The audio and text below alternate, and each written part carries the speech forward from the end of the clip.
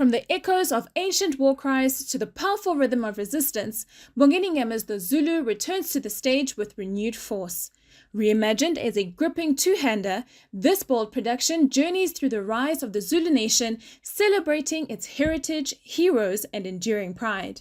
Now showing at the Lesedi stage at Joburg Theatre until Sunday the 22nd of June, The Zulu features the exceptional talents of Abdul Khoza and Nhlakanipho Manqele under the direction of Sibusiso Mamba. In this robust sit-down, we speak with Mamba and Manqele as they unpack the vision, history, and cultural legacy behind this groundbreaking performance. Sibusiso Nhlakanipho, thank you for joining us at the City of Joburg. Thank you for having us. If you can give us just an overview of what the Zulu is. Whoa. And 200 years. It will take me 200 years to say. Well, the Zulu essentially is... it's the story of the Zulu Empire. It's the story of the empire that was basically created through Shaga's efforts. And then we trace the different regimes that built up to the Battle of Isandlwane. So we have Shaga, we have Dingane, we have Mpande, and then Cetshwayo. Cetshwayo was the person who was at the helm of the empire then, and that was the army that defeated the British. So that's the story. We're tracing how we became the only colonial indigenous nation to actually defeat a colonial master in our land. That's the story, essentially. And The Zulu was written by the legendary Mbongeni Ngema. Yes. And it playing, Mbongeni Ngema is most known, I think a lot of people know him for Sarafina, along with a lot of other things. Yeah. But Sarafina is one of the most popular productions of his. Having the Zulu play that is written by him during Youth Month, around the Youth Day weekend as well. How important did you feel that it was to have the production playing now?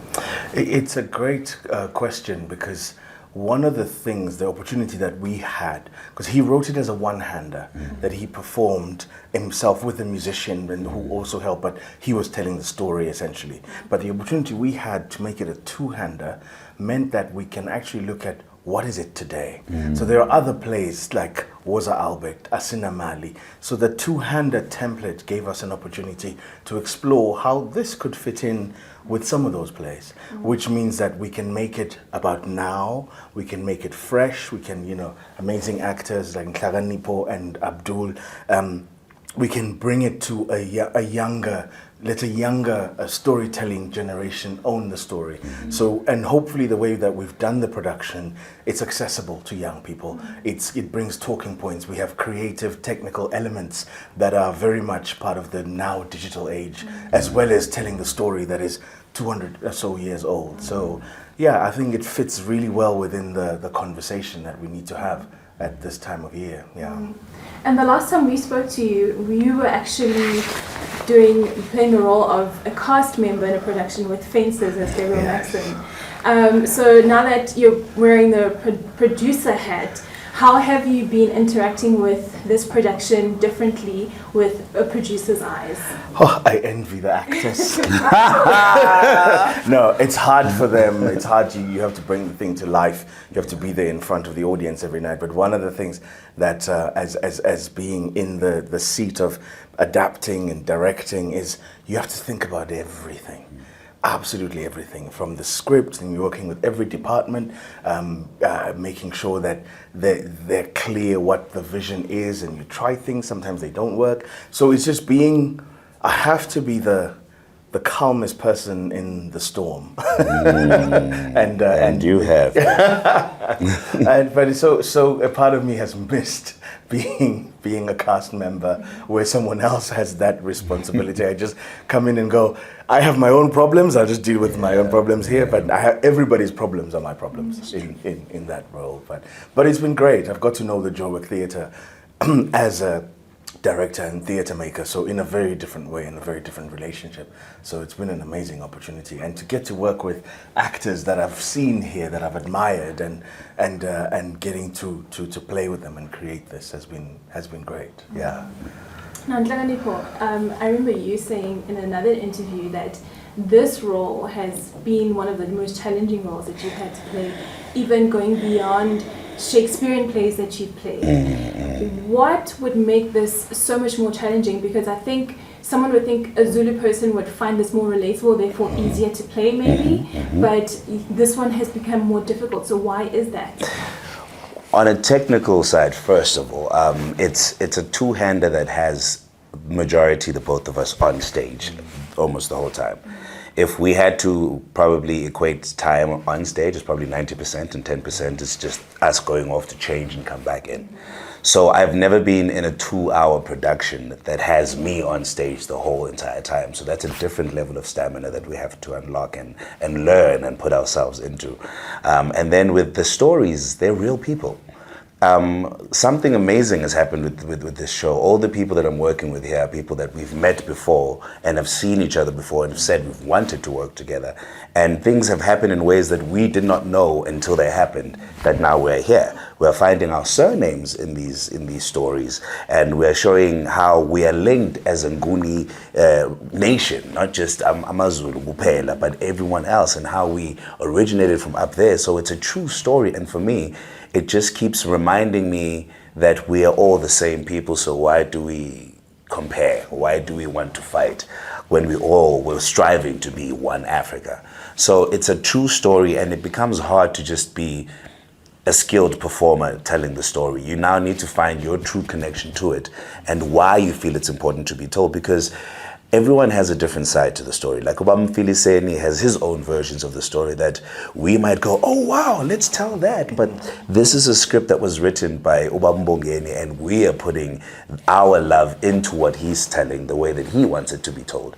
And if it sparks different conversations, that makes it even better. We're excited about the next rehearsal period that hasn't even manifested yet, but we're already thinking how far we're going to take it. So it's difficult because it's still living and it's still being built.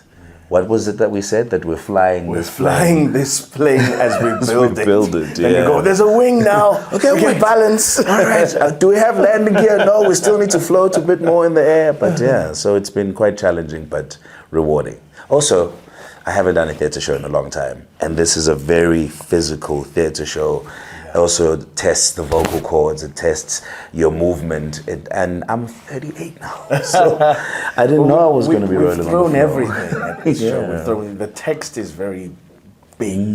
There's a lot of dates and times and names to learn, and it's the size of classic theatre. But we have amazing movement by Fana Shabalala, who doesn't take things lightly. He makes everything have meaning. He makes these guys work really hard. We have music. Mfiliseni's bringing music in. So there's a lot of elements, and as he says, it's just. But Mfiliseni is a support. He's bringing music, but people who are talking all the time is Nhlakanipho and Abdul, and they do not stop talking because they can't. They're telling the story. So I can imagine that this is a big challenge. They didn't stop talking. No, at all. I'm quite honest. I mean, the dialogue was out of this world, and it was quick as well. And there were, especially your character, you had lots of periods where you had to shoot off very quick dialogue and very long pieces. You had long monologues. How did you prepare for something like that? I won't lie, my time with Shakespeare helped that because Shakespeare is a different language on its own. You think you know English until you do Shakespeare. And the way that we had to master that text and then be able to learn those words and those dialects and those tones and those inflections allowed me to be able to then grasp any other text that's English-based, because if you played with William, then the rest is history. But otherwise, being a voiceover artist also helps. Being a theatre actor has helped me be a better voiceover artist because I learn the script now rather than actually just read it. So it always feels like a performance. But that also translates to how now I learn dialogue in stage again, because now I can switch into the different styles of performance. it's a real story, so that also makes it easier to understand and to grasp that. It's just the big words that you would normally not use that we kind of have to bring in. So that would have been the challenge. But once you know what the word means, you know what you're saying, and that's what it is. Also, we have historians that come to watch the show, so we make sure that we don't get the things wrong. And when we do, we'll probably throw the date back in later in the show. They question us. How will you do your research, and how do you, and no, but it's incredible, because also a lot of these people who are in the story, they create as characters, and so it's very physical. Very sometimes the body remembers. There's something that he says where he goes, sometimes when we were still finding the show, we would forget the lines, but the body would move to a certain place, and you're like, oh yeah, that's what I'm supposed to say, because the story is real and the characters are people that you're imagining seeing in real life, you know. And we've had to move away from making them caricatures, because sometimes you want to, as an actor, you just want to play a person, but they're real people, and other people hold those people dear because they define their history, you know, and they are who they are because of those people back then. Now, so you're selected as a director to a production called The Zulu. Yes, please ask this question. With a cast of Zulu people. Why do you think this production is relevant not just to Zulu people, but people from all parts of South Africa and Africa extended? It's a very interesting question, because I keep telling them I'm half Zulu, and they're not accepting that half. But as a Swati, I've also been looking at that time in history. There were kings at the time, like Sobhuza I and Somhlolo. It just so happened, and I think that's why James brought me in, because there's some work I've been doing around Swati history in that 1800s period, and you realize that it's one history. It's one history. While Shaka was doing what he was doing here, creating an empire, the Dlaminis were expanding further northeast, trying to create their own nation, sometimes in conflict with some of the characters that we talk about. We found our surnames in there. There's one of the prime ministers at the time of Mbande's was Masipula Mamba, and it's always interesting when played a big deal. You know, we find Manqele in there, we found Khoza, we found so it's our history. We got divided, yes, some of it within our own fights, but some of it with some of the colonial influences. But we are one people. We came together from East Africa, and we traveled together, and then we just separated. So this is our history. So it's really amazing to connect the dots. I think that's been the biggest. It's been a very personal for all of us in the room, connecting the dots and going, oh, this person went over there and that, so. But I think also being somebody who grew up in Eswatini gives me a slightly different perspective. I can look at some of the story that we're telling in a slightly more objective way, so I can interrogate it with the guys different. I can ask different questions and ask that we treat some of it a certain way. So you see, some of it we treat very dramatically, some of it we treat with a light touch, and then ask certain questions as well of the audience, or give the audience a judgment. I guess I can be a little bit braver. I can take risks, because people will say, if they don't like it, yeah, he was Swati anyway. And if they do, they'll be like, yes, he was half Zulu. No, thanks to the two Zulus on stage. Thanks to the two Zulus on stage. Throughout the production, and it opens this way, but there's a theme that echoes throughout the production of the difference between telling the story from one side's perceived idea of accuracy versus telling the story the right way. Why is it important to make that to distinguish the two and to show it in this production? I feel like it's both are required. I mean, it's something that we played because there's two characters that come to life and then bring those two worlds together. But I think that is the purpose of the piece, is to bring those two worlds together, because there are those people who gonna want to make it academic and precise and want to keep the records to a T, which is great, and that's what we need. But there are also those people who are going to be able to take that information and make you feel it, and make you embody it, and make you put it inside you and understand just how much it felt for other people. Because sometimes you go into a lecture and it's about history, historical figures and history events, and you're like, okay, I'm very detached from this. And then someone who tells you from, my great-grandmother said this, you realize just how close you are to that story yourself. So I think it's amazing because it sounds good when it's told in the precise manner with the beautiful English and all of that, because it's been rehearsed that way. But also it sounds great as well when you feel it. It sounds great when people are living it, when people are sweating to tell this story, because someone sweated to survive to be able to tell this story. So that's my feel on both. I think we need both sides. The people who are gonna be the ones that, you know, tell the story and keep the records and keep it true, and the ones who are gonna spread it, and they need to work together. And they appeal to different ages, to different sensibilities. And I think one of the things that was a great opportunity with exploring this as a two-hander was that we could take what was essentially a lecture that Baba Mbongeni brought to life, and the lecture was infused with his genealogy and his heritage and how his family were involved in this battle. And so we could expand that.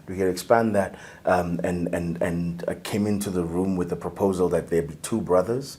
There are two Ngema brothers. We don't name them because we're not trying to say that someone who's it's real people, because everyone else is real besides those two guys. But in that we explore exactly they coming at it both from two different ways of telling the story, but essentially, as Nhlakanipho was saying, is that both are needed because they're both keeping this history alive in their own way.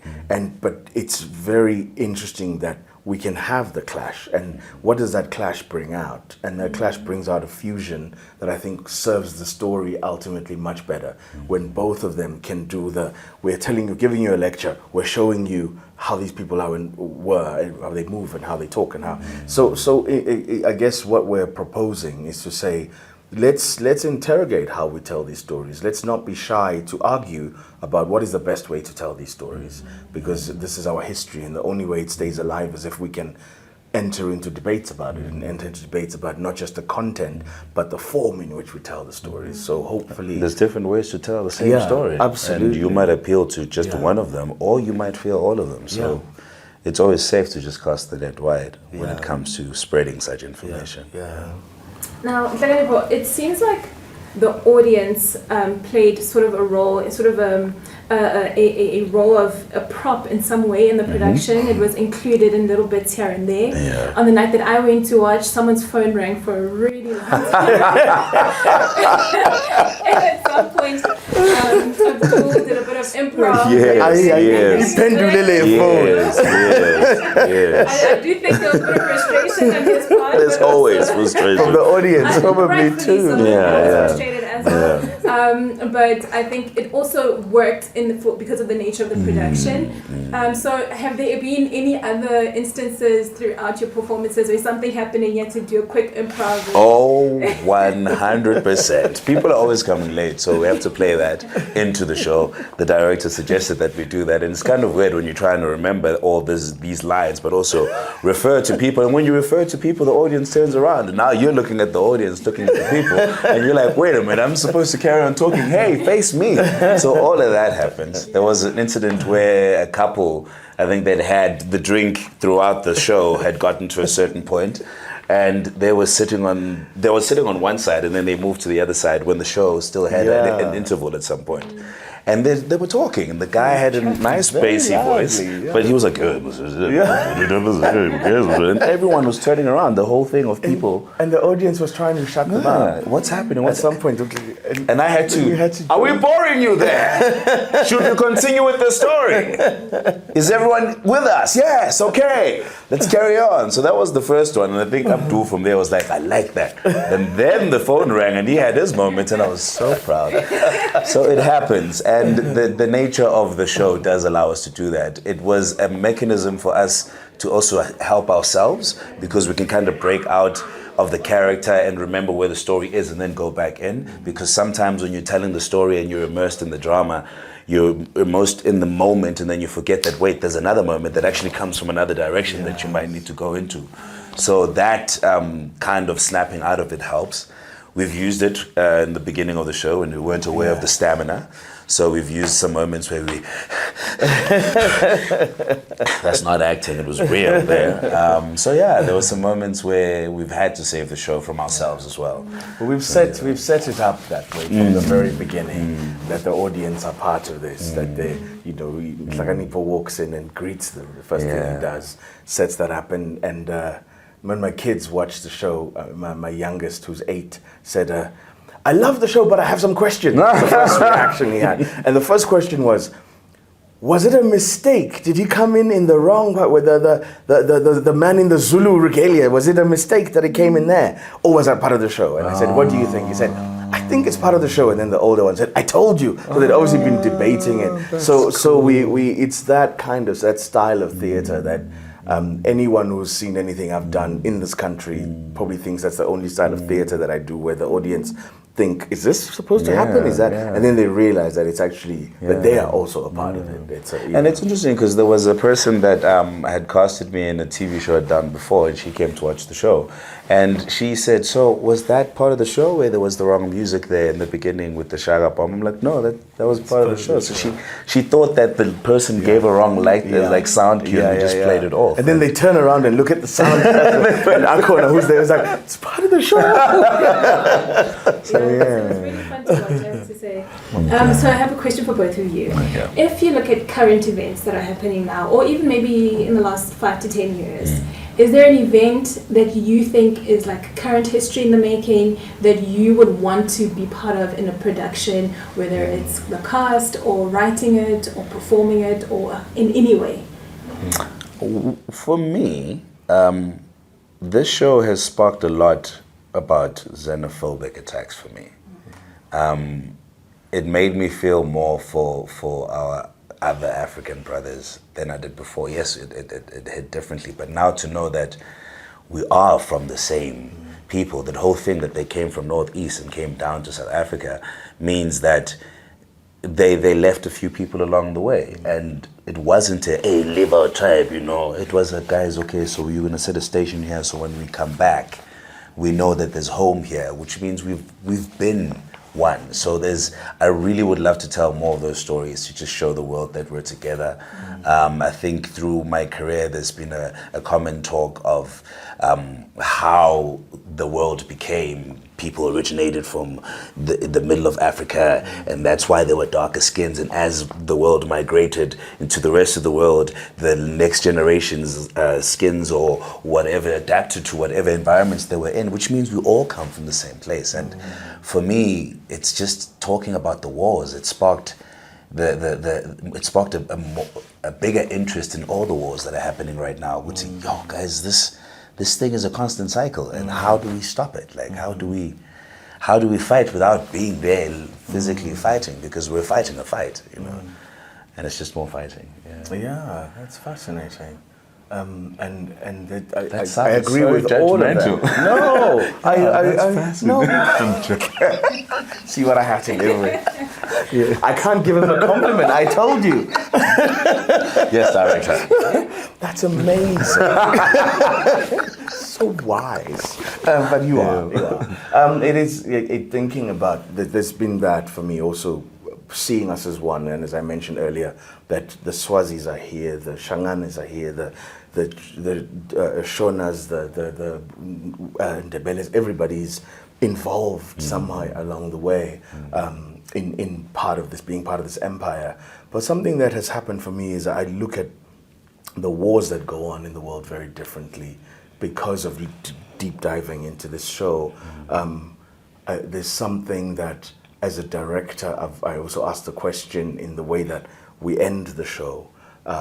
We end the show with images of recent conversations that have happened in our current colonial structures, which involve the Americas, which involve the... and so there's a question that we're asking. We may have won that battle at Isandlwana that day in 1879, but as Shaga's curse, if you want, to his brothers, they killed him when he said, you will never rule this land.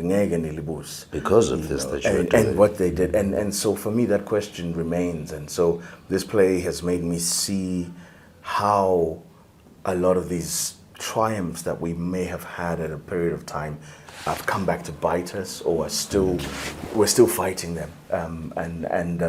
So things happen. I look at things that happen in America. I look at things that have happened in the Middle East. I'm looking at Ukraine and Russia. I was in the UK when that began, and just thinking, wow, we haven't stopped. We haven't stopped to this idea that we have to dominate each other as humanity. We haven't stopped this idea that we have to own bits of land at the expense of other people not having it. And then just the last thing is looking at then what's happening in West Africa, the movement that's going on in West Africa. And there's a part of me that really wants to be part of the writing and talking about what those leaders are trying to do, and the things that, the courage that it takes to stand up and say, enough.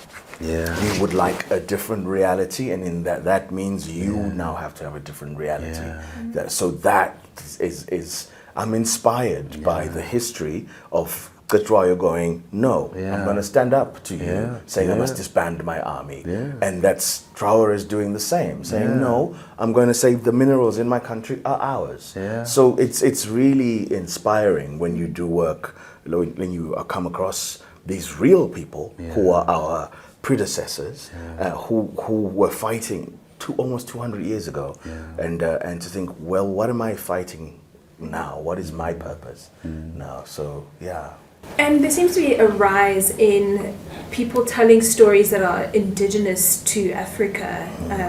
I think especially here we've had, even on TV, we've had Shaka, which you guys even referenced in the production. There's been Queen Mojaji. There's so many more of these stories happening. Do you think that's the beginning of sort of mending those bridges, or although the stories are being told from separate tribes, the perspective of separate tribes, maybe we're moving towards a direction where we're going to start blending those tribes together? Do you think that's possibly going to happen? I think that's definitely possible, because I've worked with, dare I say it, white people a lot in my career, and I've told war stories of things that happened in Europe.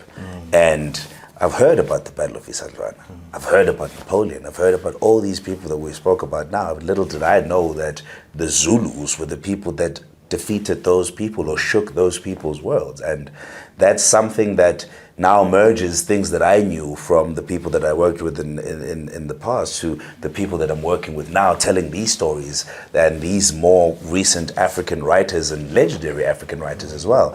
I think there is a merge now already with Ishaka Ilembe telling the story that it's telling.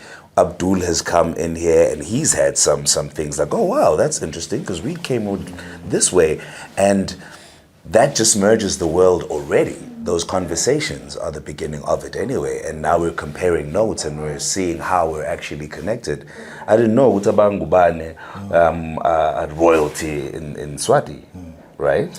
They are connected to, Yes, I did not know that. And and now I'm learning. Oh snap, there's more things that I need to learn on that side of the world. So it's merging us and reminding us and of who we are, and merging us with who we are and who we've always been, so that the stories are gonna be merged now. I don't think Usbu and I could ever create theater or any form of art and not have it come from both sides. So I really think it's already begun, and it is true. It is heading that way. And there's a focus. I've realized that a lot of these stories are focusing on the same time period, and it's coincidence or synchronicity, whatever one believes in. But they are focusing on the 1800s. So Swati producers produced a film called Bagangwani, which that goes to the 1400s, but it traces between the 1400s and 1800s how the Dlaminis came to rule. Mantsopa, which was at the Market Theatre, is focusing on that time period in Lesotho. And then you have Shagai Lembe, you have Mojaji, you have there's different pockets of nations that are looking at that particular period. So it's very fascinating. What is it in that period that we're going back to and saying, because that was the time when our nations were divided. Is what Our, I was you know, going to say. yeah. And that's what I've noticed. If Yeah. you speak on the spiritual side of Yeah. things, because I know a lot of people who've received the calling and they're saying that the ancestors are coming back because that's when they were lost. If Yeah. you look back then, that's when we were told to just drop our beliefs and Yeah. walk the opposite direction. And Yeah. now our beliefs are bringing themselves back Yeah. to us. And I feel if you, now that you're labeling these different Yes. Nguni tribes and they're telling stories from that side, that era, it makes sense. you It's know? like we're dreaming that the dream that what we could have been had our development not been interfered with. What we could have been. So it's almost like there's a gap, and it's healing. Yep. It's the healing we need, 100%. and that healing we need doesn't start from 1948 during Yeah. apartheid. Yeah. No, it starts then. Yeah. You know, when the divisions began Yeah. to happen within when they us, were able to you know? make us Yeah. turn on each Yeah. other as well. Yeah, you yeah, know? yeah. So it's very interesting that it's happening, and it's happening in different pockets. And some of the people who are creating this, they might have thought, oh, we're creating something brand new, and then they realize, oh, someone else has created something. From And that all the period. ancestors are chilling there going, oh, let's do them there. Let's Finally, do they're it. listening. Oh, great. Send another Look one. at our kids doing the same thing. Yeah. Fantastic. And as we wrap up, what are you guys both hoping to see for the Zulu going forward? And maybe what kind of legacy? I know it already has a legacy of its own, but how do you plan to keep that alive? I think you should start. I think so. I think that if we can get this show to travel around the country, I think it sparks very interesting conversations. I think, you know, when we've dreamt about it, like when I was talking with James Ngobo when I was first engaged, and the vision that I was coming up with of a character, Nhlakanipho's character being a university lecturer, one of the inspirations for that was also that we could take it to universities, to university theatres, university lecture halls. Art and history, You know. people watching it. Absolutely. And so is that we'll keep sharing the story in a way that inspires debate, conversation, debate about how we're telling the story. That's we are robust enough now in the choice of style that we can debate and say, oh yeah, well maybe you should have told the story better in this way. But that's also kind of what the story is about. So that's my hope for it. Yeah. My hope for it is just to become a better story for us to tell and an easier story for us to tell because we're still putting work into it. The stories are there, the stories are true, but there's a certain way that we want to own it, and we feel that obviously the more work we put into it, that's where it's going to be. And then when we tour it, it just becomes something that is naturally meant to happen because for some particular reason the show happened the way that it happened. Most of us were not supposed to be on it. We were not supposed to do it, and it just felt right. And it's something that constantly wants to be heard because we think that there won't be seats. We're going, Sarafina. And then when I walk out there, I'm like, hi, there's people. Oh, I wasn't expecting to see. It's true a bit because also we're insecure with it being an adaptation from the original. And people have come and compared. People, and there are older people going, they like it better. Other people saying, but Mbongeni did this. So, and those are the things that we're dealing with, that when these merging stories happen and these stories are told from different tribes, that this is what's going to happen. It's going to be uncomfortable, but it doesn't mean we should stop. So I'm just hoping for a continuation for it. I hope that the next people that do it better than we do, because we're going to set the bar there. Thank you so much for being with us. Thank We hope to you. see you again soon. Yeah, thank you for the having us. time. Yeah, thank you.